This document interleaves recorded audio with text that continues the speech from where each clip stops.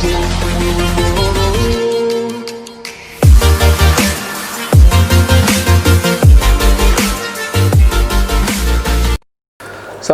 warahmatullahi wabarakatuh. Kembali bersama Ngobras Samidur, persembahan Ratu Lebah Production. Kali ini kita kedatangan tamu istimewa. Beliau adalah seorang dosen, pengusaha, dan mantan politikus. Ya, tema kali ini luar biasa karena beliau sangat memahami. Ini dia, Ibu Diana, atau dipanggil apa? Kak Diana, atau ada panggilan yang apa ya? Biasanya kan kalau yang akrab. Ya, yang akrab santai apa? aja, Mas. Panggilannya Kita apa biasanya? Biar nyaman. Kakak, Mbak saja. Oh, Mbak Din. Mbak Din. Mbak Din ya. Din, Oke, ya. Mbak Din. Oke ya. Hari ini saya ucapkan terima kasih nih atas kedatangannya ke sini. Selalu tidur setiap mendiskusikan sesuatu, ingin memberi banyak cerita kepada generasi berikutnya, pelajaran, ya setidaknya kita belajar untuk memahami apa yang ada di dinamika perusahaan dan kaitannya dengan kebutuhan kita. Tema kali ini tentang proses rekrutmen karyawan, ya, baik itu perusahaan skala besar atau mungkin startup gitu ya. Monggo, silakan dimulai dari mana dulu nih enaknya? Baik, terima kasih Mas Rudi atas waktunya. Ya, kita ketemu di sini dalam proses rekrutmen ya, proses rekrutmen karyawan. Sebenarnya yang harus kita tahu dulu di dalam proses rekrutmen itu adalah apa sih yang dibutuhkan oleh perusahaan. Pertama, kebutuhannya dulu ya, apa? Berarti kan kita ke perencanaan. Ya. Kalau manajemen itu kan kita ingat apa? POAK, ya, planning, organizing, actuating, dan controlling. Dan ini maka di bagian planningnya, perencanaan, ya, perencanaan tenaga kerja. Kita lihat dulu perusahaan ini yang dibutuhkan apakah dia untuk pembukaan usaha baru atau startup tadi, atau kita menambahkan. Artinya perusahaan yang sudah jalan. Perusahaan yang sudah jalan. Ada dua ya. Ya. Yang pertama juga perusahaan. Tetap juga ya, itu awalnya harus diawali dengan kebutuhan perusahaan. Apa yang dibutuhkan? Posisi mana? Kalau misalkan kita di perusahaan yang sudah berjalan, maka kita akan lihat dulu apa sih lowongan pekerjaan yang ada, atau paling tidak mungkin yang akan ada. Kenapa? Kalau sudah berjalan pasti sudah ada orang-orang yang menduduki jabatan tersebut. Hanya mungkin ya beliaunya memasuki proses masa pensiun misalnya, regenerasi, atau yang menduduki jabatan tersebut mendapatkan promosi misalnya, ya? Misalnya, atau bisa saja yang bersangkutan mengundurkan diri. Ya. Oke, berarti di awal kita sudah tahu kebutuhannya apa. Ya, kebutuhan. Setelah tahu kebutuhan, maka kita akan melakukan analisa jabatan. Artinya apa sih job desk-nya? Job desk-nya. Ya. Oke. Itu pada skala ini ya kan biasanya rekrutmennya kan sekian banyak. Artinya karyawan saja, kemudian apa? Tergantung dari kebutuhan. Tadi itu ya. Tergantung dari kebutuhan. Apakah di level bawah, operation, level atau menengah, manager, atau up manajemen atau top manajemen itu tergantung dari kebutuhan ya. Di awal saya sudah sampaikan bahwa itu tergantung dari kebutuhan. Sudah itu maka kita akan lakukan analisa jabatan. Keahlian apa yang dibutuhkan di dalam jabatan tersebut, kemudian orang yang seperti apa yang dibutuhkan, karena kadang-kadang di dalam suatu pekerjaan itu dibutuhkan orang dengan karakter tertentu. Berarti kan kalau karakter tertentu berarti ini kan berkaitan dengan proses tesnya ya. Apa itu ada ini Mbak, ada aturan mainnya? Misalnya yang kita tahu kan biasanya mereka menggunakan tes psikologi pihak ketiga. Ada nanti setelah analisa jabatan baru kita mengeluarkan pengumuman untuk lowongan pekerjaan yang tersebut. dibutuhkan. Nah, untuk rekrutmen ada 2 hal yang bisa kita lakukan. Apakah kita mengambil dari dalam perusahaan ya, atau dari luar perusahaan? Kalau dari dalam berarti ada positifnya. Kenapa? Kita sudah tahu orang-orangnya, siapa yang akan menduduki posisi tersebut. Itu kalau dari, sorry Pak, tak potong. Ya, boleh. Itu kalau dari dalam berarti juga posisinya memang rekrutmen bunyinya juga ya? Atau pergeseran, memang bunyinya selalu ini?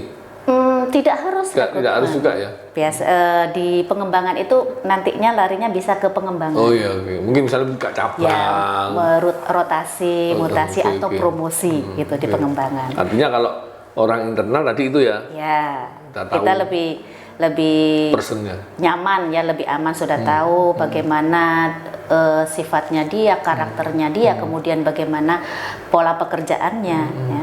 Kemudian yang kedua, rekrutmen dari luar perusahaan. Dari luar ini banyak juga pintunya ya. Kita bisa melakukan pengumuman di perusahaan, artinya di papan pengumuman nanti orang akan melihat, melakukan lamaran, memasukkan lamaran, atau di media, bisa media cetak atau media elektronik ya. Kalau sekarang kan sudah luar biasa ya. Kemudian bisa juga kita kerjasama dengan lembaga pendidikan. Oke, dengan kampus-kampus. Dengan kampus-kampus, artinya kita sudah memiliki kerjasama atau MOU ya. Nanti lulusan-lulusan terbaiknya atau dengan lulusan dengan kriteria tertentu itu bisa melakukan lamaran di tempat kita atau bisa langsung direkrut gitu. Oh, itu yang sering orang atau kampus adakan ya, sorry. Yang sering kampus adakan namanya job fair itu kan? Ya, bisa. Salah satunya begitu ya. Memang tujuannya untuk itu ya. Ya. Bisa juga melalui lembaga pengerat tenaga kerja. Gitu, outsourcing. Jadi banyak hal, Mas. Sekarang di sisi ini Mbak, ini kan di sisi perusahaannya ya, artinya apa yang dibutuhkan perusahaan. Sekarang kita bergeser di sisi pencari kerjanya. Pencari kerja. Apa saja yang harus disiapkan, ketika dia mau melamar kerja, dunia kerja itu, gimana? Kan sekali-kali kan gini, saya itu kadang-kadang sorry ya, di pertanian jadi ngelamar di tellernya bank. Kadang-kadang saya juga bingung. Kenapa anak pertanian kerja nih enggak ngelamar di dinas pertanian gitu. Fenomena itu. Gimana, Mbak? Harus gimana dari sisi pekerja atau calon pekerja itu yang perlu disiapkan. Pertama ya, pasti secara akademik. Saya nih sarjana ekonomi. Sarjana ekonomi misalnya. Saya sarjana pertanian gitu. Kita mau melakukan atau mau bekerja di bidang kita atau di luar bidang kita. Nah itu yang saya perlu tegaskan, Mbak. Apa itu tantangan sendiri gitu? Artinya bisa jadi, Mas, karena kadang-kadang ada posisi tertentu itu dia mensyaratkan beberapa kriteria. Jadi tidak hanya misalkan ya, untuk tadi yang Mas sampaikan di bank, dia tidak hanya merekrut sarjana ekonomi, dia juga butuh sarjana hukum, dia juga butuh sarjana teknik misalkan ya. Di posisi yang sama. Artinya. Kenapa? Mungkin diambil di kompetensinya teknologinya. Artinya memang ada kebutuhan ada kebutuhan itu. Nah, kembali lagi ke dari sisi pekerja. Selain akademik apa? Kita harus juga memiliki keahlian lain. Ya, tidak hanya kalau saya pandai secara akademik pasti akan diterima. Belum tentu. Karena ada kriteria lainnya. Mungkin ya dibutuhkan dia keahlian di bidang komputer misalnya. Kalau sekarang itu bukan lagi pilihan, udah wajib, udah ngikutin ya. Kebutuhan kita harus memiliki kriteria itu. Kemudian apalagi biasanya yang kadang-kadang kita tidak pahami bahwa dilihat bagaimana sih kegiatan kita pada waktu kuliah atau pada waktu atau di masyarakat. Misalnya kita di organisasi apa? Kenapa itu dibutuhkan? Aktif di organisasi. Kenapa aktif di organisasi itu dibutuhkan? Kadang-kadang orang kan bilang kok tidak relevan, gitu. Tetapi itu ada relevansinya. Kenapa? Disitulah kita, ya, belajar untuk bersosialisasi, belajar untuk kerja tim, belajar untuk sabar, belajar untuk menghargai pendapat orang lain. Biasanya kalau orang-orang yang berorganisasi, ya, dia akan lebih luwes nanti ketika di dunia kerja. Kemudian kadang ada karakter-karakter kecil atau kebiasaan-kebiasaan kecil kita yang terkadang dianggap juga tidak relevan. Misalnya, ya, kebiasaan-kebiasaan baik kita. Ya. Contoh soal begini, kalau kita terbiasa tertib atau disiplin, ya, lampu yang tidak berguna atau tidak kita butuhkan pasti kita matikan. Nah, kebiasaan ini akan terbawa secara tidak langsung akan terbawa. Misalkan waktu kita memasuki ruangan wawancara, ini nanti kaitannya lanjut ke wawancara ya Mas. Ini kan tadi baru sampai di proses tahu dirinya, spesifikasinya apa. Belum lagi nanti ke proses wawancara pertama, wawancara kedua, tes psikologis dan lain sebagainya. Nah itu, misalkan kita memasuki ruangan untuk wawancara, kita kok orang cuman sedikit, tetapi kipas angin atau AC-nya besar dan itu ada disiapkan. Memang kadang-kadang kan di kantor ada yang dia AC sentral, ada yang tidak, kan? Nah kalau seperti itu, kalau kita yang terbiasa disiplin, waduh ruangannya segini, kenapa terlalu dingin? Nah kita langsung aja ini kan disesuaiin gitu, atau kipas anginnya tidak terpakai kita matikan, atau lampu yang ini sudah ada penerangan dari luar, kenapa mesti menggunakan lampu lagi, ini kan boros energi, maka itu kita matikan. Hal-hal yang kecil seperti itu terkadang itu menjadi penilaian lebih bagi pihak perusahaan. Ya. Di apa tadi? Disiplin, kemudian efektivitas, produktivitas, itu nanti bisa saja menjadi Jadi ketika dia setelah langkah pertama tahu dirinya apa, spesifikasinya, dia punya skill tambahannya apa, kemudian dia melakukan lamaran pekerjaan. Yang kedua adalah prosesnya wawancara nih. Ingat di wawancara itu, wawancara itu ada wawancara pertama, ada wawancara kedua. Biasanya apa yang di ini? Wawancara pertama biasanya hanya menggali secara umum, artinya mensinkronkan data, mensinkronkan data dari calon pelamar itu.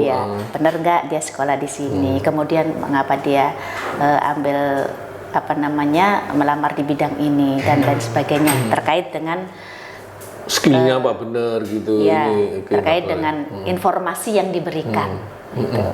Setelah lolos di wawancara pertama, nanti biasanya ada tes kesehatan ya, atau tes psikologis, tes tertulis.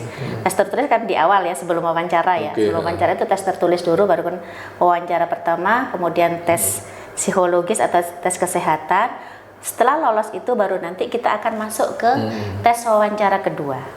Nah, tes wawancara kedua ini biasanya akan lebih detail, dan itu biasanya dilakukan oleh calon atasan langsung. Karena yang membutuhkan ya. Yang membutuhkan, yang nantinya akan bekerja sama dengan si calon pekerja. Kenapa calon atasannya langsung yang melakukan itu? Itu tadi supaya kita tahu ya, kita tahu bagaimana sih karakter orang. Dari caranya berbicara, dari caranya bersikap, dari caranya dia masuk di dalam ruangan, itu orang yang sudah terbiasa ya, bertemu dengan orang akan bisa membaca seperti apa karakter orang ini. Sebenarnya itu sudah terbawa ya, terbawa dari hari-hari yang sebenarnya mereka lakukan, gitu. Nah, memang kadang-kadang kan dilematik, ada mahasiswa yang pinter dalam ketika dia ujian tulisnya bagus, tapi ketika dia bertemu orang atau mempresentasikan sesuatu ini nggak bisa. Dia tidak bisa. Kadang-kadang seperti itu gitu loh. Betul. Nah, padahal yang dicari perusahaan ini sebenarnya yang gimana sih, Mbak? Apakah memang yang seperti itu yang diminta atau memang dia pinter di ini? Kecenderungan perusahaan itu tidak hanya pintar di akademiknya. Akademis ya. Ya, akademik memang masih menjadi tolok ukur, tetapi biasanya orang akan mencari orang yang bisa bekerja sama, kemudian jujur dan mau bekerja keras. Gitu. Itu kan memang sudah tipikalnya kan begitu sekarang ya. Iya. Slogannya udah kerja. Ini. Artinya memang dibutuhkan orang yang seperti itu karakter. Ini. Orang kalau pinter secara akademik, tetapi dia tidak bisa bersosialisasi, dia tidak bisa kerja tim, mau menangnya sendiri. Apakah bisa bekerja di dalam satu tim? Satu institusi itu ya. Ini sulit. Kan kendala ini. Ya, kendala. Maka kalau sekarang itu kan tidak hanya, tadi di awal saya bilang, tidak hanya kemampuan akademisnya. Ya. Berarti jujur nih, Mbak. Sorry saya potong nih. Artinya banyaknya mahasiswa yang mencari kerja lah atau mahasiswa atau apapun kita ini, mereka sebenarnya belum sambung dengan industri gitu ya, kebutuhan industri. Mereka belum siap atau memang perlu tambahan. Kalau untuk saat ini ya itu menurut pengamatan atau dari pengalaman yang saya jalani selama ini masih belum cukup untuk masuk ke pasar kerja. Industri kenapa? Gitu ya, kan? Ke pasar kerja kan masih belum bisa bersaing. Ya. Yang itu yang disindir Pak Menteri, Mas Menteri kan itu sebenarnya. Ya. Ketika di kampus itu Oke, tapi ketika begitu dilepas masuk di masyarakat, dia nggak siap gitu kan. Ini contohnya kan saja Mas ya, kalau misalkan kita waktu pengabdian masyarakat, kuliah kerja nyata. Nah di situ kan kita bisa lihat mana sih mahasiswa yang bisa membawa dirinya, yang bisa masuk ke dalam lingkungan masyarakat, yang bisa berkomunikasi, ya akan nampak di sana. Jadi tidak hanya sekedar akademisnya. Ini berarti catatan penting sebenarnya ya. Betul. Teman-teman muda ini, mahasiswa-mahasiswa ini harus punya kemauan yang lebih keras lagi ya. Dan kalau kita lihat sekarang ini kan Mas, ya maaf mungkin saya yang apatis atau bagaimana ya ininya. Anak-anak sekarang itu tipenya atau karakternya lebih suka copy paste. Lebih suka copy paste. Maka saya selalu contohnya begini, membuat tugas kalau kita lihat secara sekilas, kita membaca, ini gaya bahasanya sama, kata-katanya mirip. Nah, ini kan jelasnya. Maka kalau saya sebagai dosen, saya sampaikan di anak-anak itu begini, Ibu tidak mau punya anak yang copy paste, maka tolong berikan pemahaman kalian dari sudut pandang, dari sudut pandang saudara sebagai mahasiswa, bagaimana memandang persoalan ini, kemudian bagaimana solusinya. Gitu. Karena itu yang dibutuhkan di dunia kerja. Saya tidak mau bahwa kalau ada persoalan seperti ini, solusinya seperti ini, tapi dengan mencari di Google, dengan di mesin pencari misalnya seperti itu.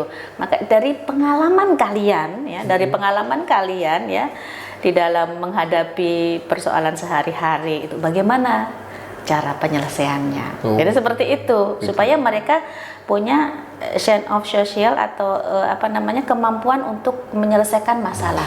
Ini yang jarang sekali dimiliki oleh anak sekarang. Kurang kenapa? Anak-anak sekarang serba instan dan orang tua secara langsung ataupun tidak langsung itu berperan di situ. Dengan cara bagaimana? Selalu menyiapkan seluruh kebutuhan anak. Ya. Bukan dalam arti kita tidak sayang, Mas, tetapi kadang kita lupa bahwa anak itu harus berusaha dulu untuk mendapatkan. Mendorong kemandirian. Bagaimana potensinya? Nyatanya di sisi perusahaan banyak PHK, di sisi mahasiswa pemuda ini mereka terakhir lulus loh, Terus kira-kira apa nasihatnya Bu Diana untuk generasi muda ini? Saya selalu menekankan kepada anak-anak saya untuk entrepreneurship, kewirausahaan. Jangan kalian ya setelah lulus ataupun dalam proses belajar ini mengharapkan saya akan bekerja di mana, tetapi bagaimana saya membuka lapangan pekerjaan untuk orang lain. Apapun sebenarnya kan? Apapun. Dan itu harus kita mulai dari saat sekarang ini. Sebenarnya kan ketekunan kan? Iya. Contohnya gampang aja. Sekarang kan serba digital ya Mas ya. Jualan online. Nah, kecil-kecilan dulu. Iya, sederhana. Kecil-kecilan dulu.